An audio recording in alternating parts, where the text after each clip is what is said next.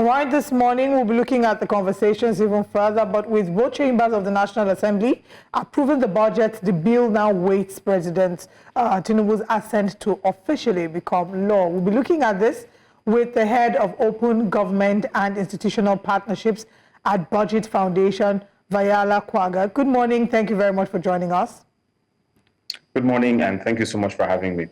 All right, and we also have joining us here in the studio, Public Affairs Analyst, Professor Simeon Nna. Good morning. Thank you very much for joining us, sir. Morning, Prof. Good morning. Good morning. It's my pleasure to be here. Pleasure to have you. Let's start with our virtual guest. Now, we want to get a sense of, your thoughts of the budget. We'll come into the details as to, we have our correspondent who will be joining us. We'll come into the details of what went down on ground, but your general sense of this budget. So I guess the best place to start is to understand that Nigeria does need to spend a whole lot more money than it already is. I know that sounds counterintuitive because we've been complaining about cutting the cost of governance, but there's a difference or a distinction between cutting the cost of wasteful expenditure and spending on priority areas. There are aspects of our personnel schedule that need to be improved. For instance, payment of police officers, teachers, and doctors. And there are also aspects of capital expenditure that need serious improvement. By some estimates, Nigeria needs to spend in excess of $10 billion, I think, every year for the next 5 to 8 years. So while that is on one hand, on the other hand, these increases in the budget as we see them are often done with very poor oversight and with very poor reporting.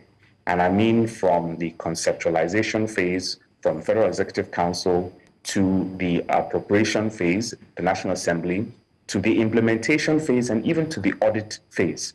We are constantly bereft of instances where there is proper oversight administered over the budget. For instance, the audit report that was most recently released, covered the previous 4 fiscal years. So we got the audit report for the last legislative assembly just, late last year. So how are Nigerians expected to appraise the performance of a government when they get audit reports 4 years late? The issue really is not about increasing the budget. It's about the implementation, the oversight, and the audit, which is constantly lacking in Nigeria. Thank you very much, Vahala.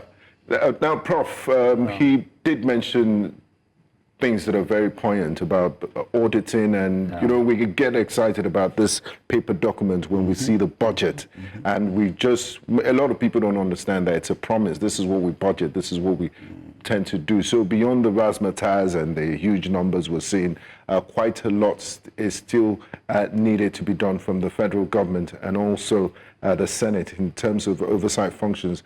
Now let's look at the budget. This current budget prioritizes security, infrastructure, and easing the cost of living crisis. In your opinion, does this allocation effectively address Nigeria's most pressing challenges at the moment?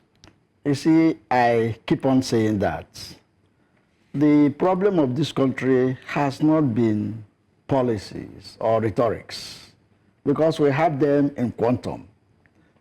We can talk from now till tomorrow. But the problem is in the implementation. Let's even go back to 4 or 5 years. What is the percentage of capital projects that have been implemented in this country? These are the issues. It's not just about reeling out figures, because for me, what they are just doing is copy and paste and then increase some areas. Okay.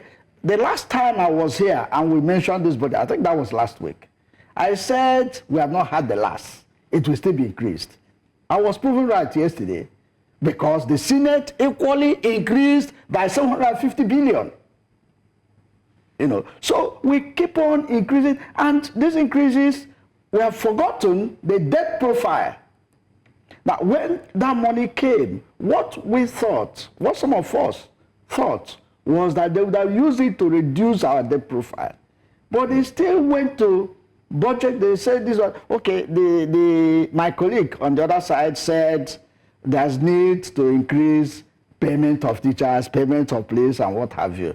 These things are just rhetorics. No, Is there yes. anywhere that they have said that the salaries of teachers have been improved or salaries of police have been increased? Is it not the same police that yesterday we got a report from the same Senate that arms were missing and they are denying? Instead of them telling us They said it didn't happen under this Inspector General. But is that a discussion whether it happened on Abotiku's regime or what? The thing is that arms were missing. When we were growing up, let me land on this thought. When we were growing up, we learned that if a policeman or a military or parliamentary person loses his gun, he is dismissed from service. Who has been punished for those arms that are missing? Now, staying on the issue of the budget, you did talk about poor implementation, but that's why there's the principle of separation of powers. We have the legislature. Why have they not done a better job at their oversight functions? I have butterfly flying in my tummy when those people are talking of these separation of powers. There's no separation of power. The Senate is an appendage of the presidency. That's the fact now, because you will notice that, no, I'm not saying that they must, critique everything that is coming from the presidency. But what we're saying is that when the president is singing, on your mandate we shall stand, and they told you that anything that comes from the presidency, they are going to approve. Where is the oversight function? There are members of the opposition in the Senate too. Did they join in singing the mandate? When those vehicles were given, you have forgotten.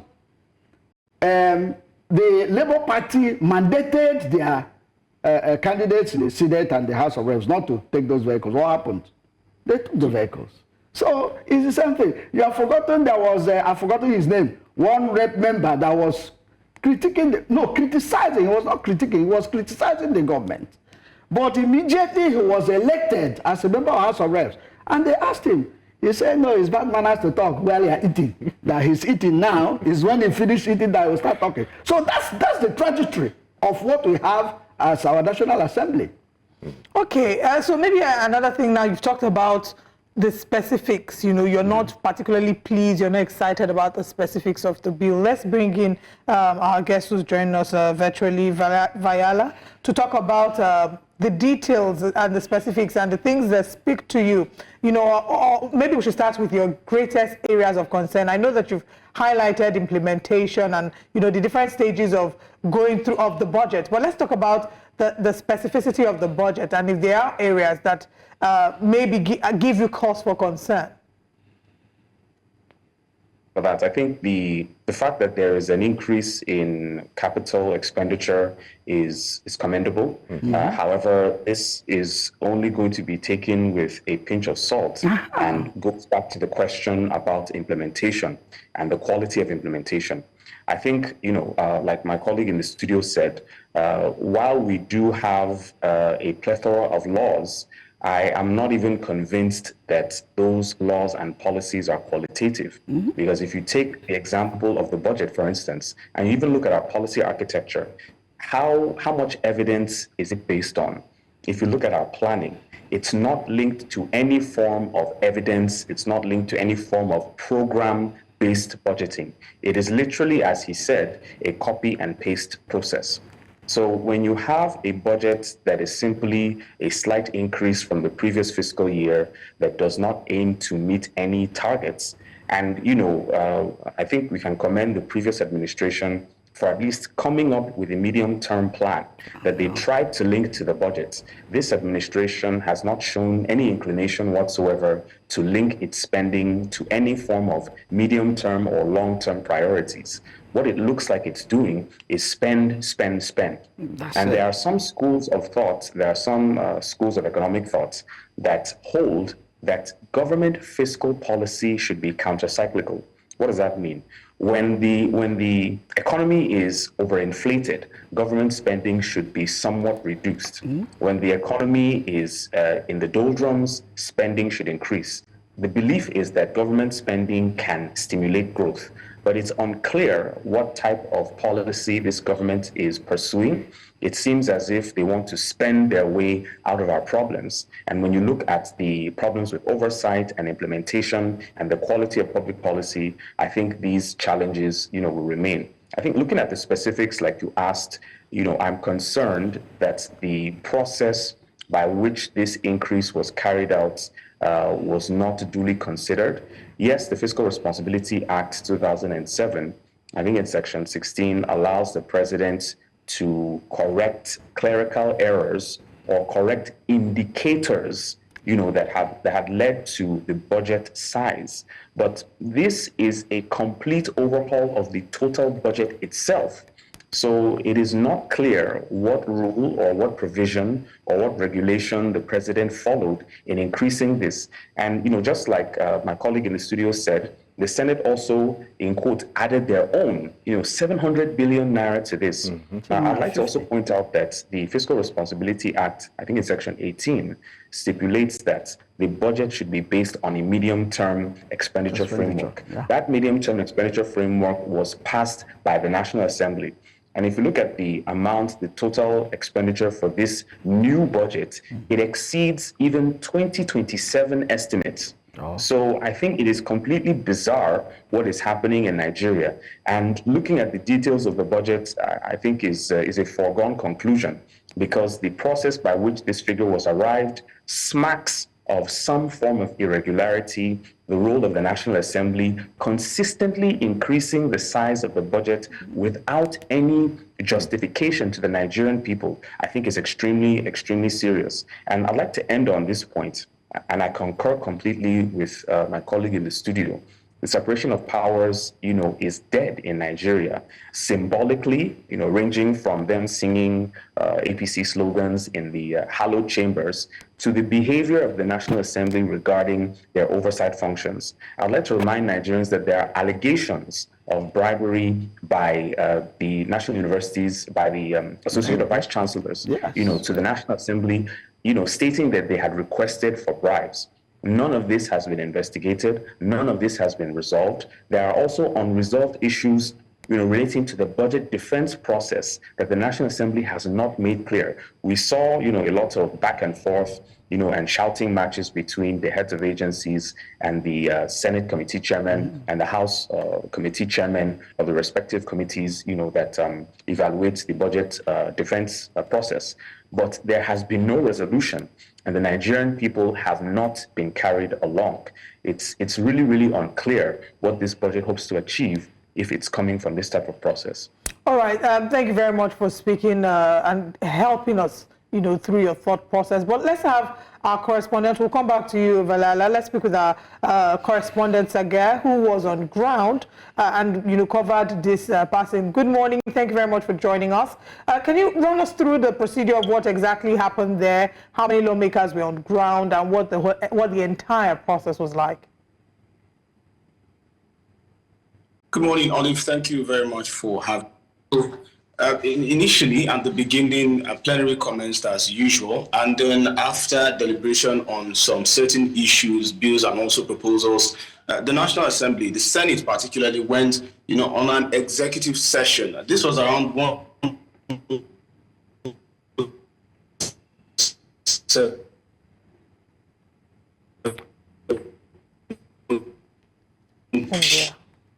Okay, we seem to be having some technical issues with our National Assembly correspondent, Sagir Ibrahim. We'll try to reconnect with you during the course of the program. But let me come to Prof. Yeah. Still looking at the budget's social and political considerations. We saw an increase in the budget for anti-corruption. A lot of people have said, corruption is one of the evils bedeviling Nigeria. We need to fight corruption. Corruption is the reason why a lot of this budget, that's why we don't see implementation in the budget, and so many things like that. Now that the agencies, security agencies, anti-corruption and security agencies like the EFCC, ICPC, NFIU, have seen a significant increase in their budget, do you think these agencies will be more effective with increased funding, or do you think they need institutional reform first? I don't think so. I think they need institutional reforms because there has been no change. I think it was former Senator Sani that said something. He said when corruption concerns members of the party, they use deodorants. If it concerns people that are not members of the party, they use insecticides. I think that's still it's on today. But Because others will say you're giving them more money. Does it mean more money, more problems? Like the notorious BIG. you said it all. You said it all. You see, more money, more problem. You see, EFCC have been recovering so much that I don't think they need more money. The only people I think need more money, if you ask me, is NDLA, because they are doing a yeoman's job. If you look at the number of people they are arresting for drug abuse and bringing in drugs and what have you, it has increased in this regime tremendously. So if you ask me if that agency needs more funds yet, but the EFCC, my brother, maybe it's a lack of funds that has been making them perform I don't below think so. par. I don't think so, because the quantum of money they claim that they are recovering. Now, if it is finances, they should have gotten from that quantum and continue their job, because I know that most of the agencies are supposed to retain part of the funds they are recovering, to run their operations. So it's a question of asking for more funds. See, there's an issue, before I forget, that keep bothering me. They just increased the production level to 2.06 barrels per day. How? How are they intending to do that? Now, calling Ogoni people and dashing some people money is not going to solve the problem in that area. You see, what one thought is that by now, they should have done a lot of infrastructures in Ogoni land, so that the Ogoni people will buy into what government is doing. And it's sustainable. And then it's sustainable. It's not a question of bringing in some people. Recall, that was what even caused the problem. Abacha called some of the elites in that area, doled some money to them, and people now started agitating. They were not seeing the money. So they went to the creeks and started fighting. And then it accumulated to the killing of King Sarawuwa. There are certain things you don't sweep under the carpet. The people are still mourning of the killing of those guys. Federal government should go, send people to go. There are town hall meetings. Go and talk to those people. Go and do some projects in that area before you talk of, oil from the area. Now you are talking of, you just invited some people, show them on television, you are doing this and you are doing that in Ogoni land. What is happening? And at the end of the day, you just, with fiat, increased the production level because you believe you are going to prosper. Let's see what is going to happen during the year. Right. And they are basing their budget on that 2.06 barrels per day. All right. I mean, it is really, it's a lot to unpack. All right. We're hoping we could reconnect with Sagir, but we have a few more minutes. Maybe we can then have him join us. So I'd like to still bring back our guests into the conversation. We have Viola Kwaga, who's the head of Open Government and Institutional Partnerships at Budget Foundation. We were talking about we've talked about some of the stages of the budget, the implementation, but I want us to talk about accountability and, how well are we faring in terms of accountability, even though it feels like some of us already know the answer. But what can we do to ensure that we don't keep having the same story being repeated year in, year out? Everybody feels like it's just copy and paste, budget that's just really a template that is copy and paste and doesn't really speak to the actual reality and the actual projection of what the Nigerian state is. And at the end of the day, are questions really being asked and what do you answered? do when the National Assembly seems to be captured? I mean, it's a very difficult question to answer. I don't know how long we have left for the interview, but I will say that what Nigerians can consider very practically is to begin to identify members of the Senate or members of the House of Assembly, of the House of Representatives, I beg your pardon, that are willing and open to work for the people. There are a handful of them that have spoken, in public places and have demonstrated to some extent that they are interested in changing the narrative. One of them, Honorable Kingsley Chinda, I recall, mentioned on an interview that they were, considering reevaluating the process of legislative recall and making it a digital process. I think that would be very well placed, especially in a country where the process for legislative recall is extremely cumbersome and extremely difficult for many Nigerians who may not even be literate enough, to pursue this process. Secondly, I would say that Nigerians must begin to think about how to punish politicians at the polls. The unfortunate thing about our electoral democracy is that the only way you can signal your dissatisfaction with the ruling party is during another year or another round of elections, which unfortunately will be 4 years later. However, Nigerians must begin to see these problems as existential. Yes, there are challenges of poverty, and it would be interesting to have a conversation around the issue of vote selling or vote buying. I don't know which one it is, and the role that poverty plays, and the weaponization of poverty by the ruling class and the political elite. But for Nigerians to understand that these issues are existential, they must remember that the impact of their decisions may not be felt today. You may not, feel the impact of your decision, on the polity today. It may be some years down the line. We might, in quotes, never see it. But Nigerians need to understand that for the country to survive as an entity, as a nation, we must be able to take very drastic steps as citizens. There must be an interest taken in the way government is run and the information provided by media organizations such as yours, by research institutions, by civil society organizations such as Budget, that try to provide information that can empower Nigerians to make the right decisions. Nigerians need to go beyond, making complaints on social media, to writing letters, to making demands on their elected representatives, both at the national level and at the state level, and exploring how to interface and engage appropriately with the newly christened, local government administrations, that seem to be given some form of new power. I don't think it's all doom and gloom. I think there is some possible solution, but Nigerians need to see themselves in the driver's seat. Can I talk now, about Viola, just before you comment, Prof, just before we go to Prof, quick one. Let's talk hope, because a lot of Nigerians watching and looking at, they want to know what will be there for the ordinary man. A lot of Nigerians are currently battling a record inflation, 34.8%, 3-decade high. And the president has said, he's going to bring inflation will drop to 15% in 2025. My question to you is this achievable?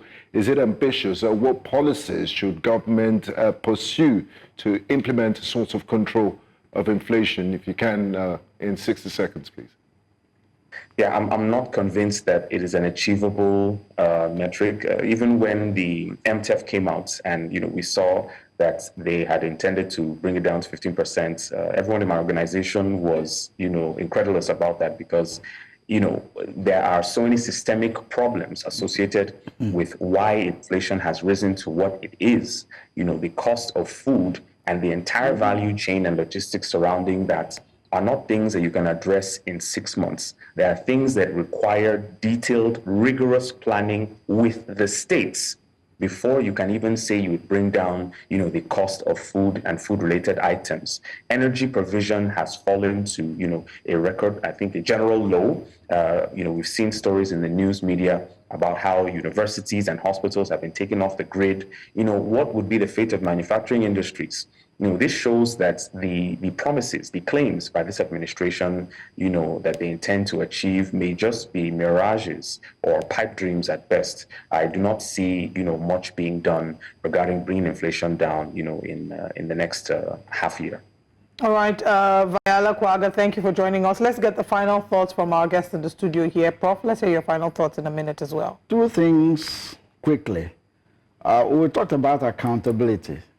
And my question has been, who is going to ask these people to be accountable? The courts are not there. In Ghana, as we speak, politicians are afraid to go to court. But in Nigeria, politicians are very happy to tell you, you can go to court, because they know nothing is going to come out of it. The EFCC and what have you, we saw a former governor that was even convicted after some time. I don't know what they did. He's still in the Senate. So what are we talking about accountability? We are just rigmaroling. So, we are not. so you don't think this budget would address the struggles of the Nigerian people, cost of living and... No, I don't think so. How is he going to force down inflation to 15%? We read one small book in those days in the 70s in economics, Lawal, and he said that once more money is chasing fewer goods, there's bound to be inflation. Okay. Now, where are the things, most of the things are being imported, and look at the cost of dollar. Now, pegged at 1,500 by official rate. I bet you, if care is not taken, it's going to hit 2,000 before the year runs out. And if the cost of dollar is so high, and look at the ports, they have increased their tariffs. Yeah. Now, all these increases, are they not going to pass down to the final consumers? So how do you expect, where do you expect to force down inflation when prices of goods and commodities are rising every day? So I don't know the kind of abracadabra economics they are doing, the voodoo economics they would do to bring inflation from 34-point-something% to 15%. It is an impossibility. All right. Professor Simeon Anna, thank you very much for joining us this morning on Breakfast Central. And thank you so much to our guest, Viola Kwaga, as well, for joining us virtually. This is where we wrap up the conversation this morning about the budget. Like our guests have said, it's important that Nigerians are interested in the process of governance, the process of this budget implementation, execution, and accountability is our collective responsibility. Thank you very much, gentlemen.